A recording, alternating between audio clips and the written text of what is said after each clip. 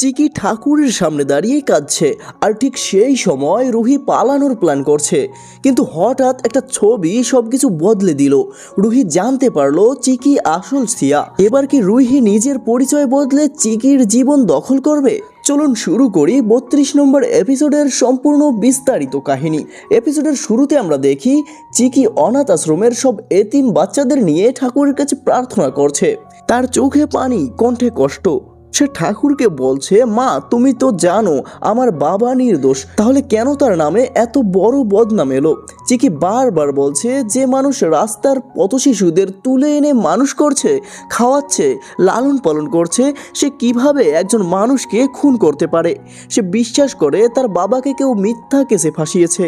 চিকি দৃঢ়ভাবে বলে, আমার বাবা আমার আশ্রমে ফিরবে, আমি জানি তিনি নির্দোষ। এই দৃশ্যে আমরা দেখি এক মেয়ের অটুট বিশ্বাস তার বাবার প্রতি। এদিকে অন্য দৃশ্যে আমরা দেখি রুহি তার ব্যাগপত্র গোছাচ্ছে। সে এই শহর থেকে পালিয়ে যাওয়ার পরিকল্পনা করছে। তার মুখে ভয় আর অস্থিরতা। হঠাৎ তার মনে পড়ে, আমার পাসপোর্ট কোথায়? সে খুঁজতে থাকে চারদিকে, কারণ পাসপোর্ট ছাড়া সে দেশ ছাড়তে পারবে না। অনেক খোঁজাখুঁজির পর অবশেষে সে পাসপোর্ট পেয়ে যায়। তার মুখে স্বস্তির ছাপ দেখা যায়। ঠিক তখনই তার চোখে পড়ে একটা পুরনো ছবি। সে ছবিটা হাতে নিয়ে ভাবে, আমি এই ছবিটা আগে কোথায় দেখেছি। ছবিটা উল্টিয়ে দেখে, সেখানে লেখা আছে চিকির নাম। হঠাৎই রুহির মাথায় বাজ পড়ে। সে বুঝতে পারে চিকি আসলে সিয়া। এটা জানার পর রুহির মনে জন্ম নেয় এক ভয়ঙ্কর পরিকল্পনা। রুহি ভাবতে শুরু করে, যদি সে চিকির জায়গা নিয়ে নেয়, সে নিজেকে সিয়া বলে পরিচয় দেবে। চিকির পরিবার, চিকির বাবা সবকিছু নিজের করে নেবে। সে বলে, আজ থেকে রুহি হবে সিয়া, আর কেউ জানবে না আসল সিয়াকে। তার চোখে লোভ আর প্রতিশোধের আগুন। সে বলে, আজ থেকে তোর উজ্জ্বল ভবিষ্যৎ হবে আমার।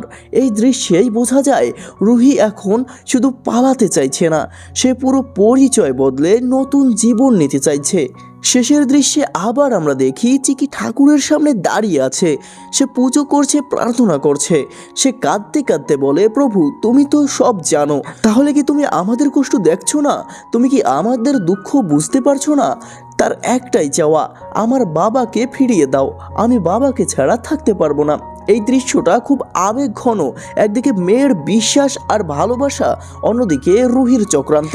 এখানেই এপিসোড শেষ হয় বড় একটা সাসপেন্স রেখে। রুহির প্ল্যান কি সফল হবে? চিকি কি সত্যিটা জানতে পারবে? আর তার বাবা কি সত্যি ফিরে আসবেন?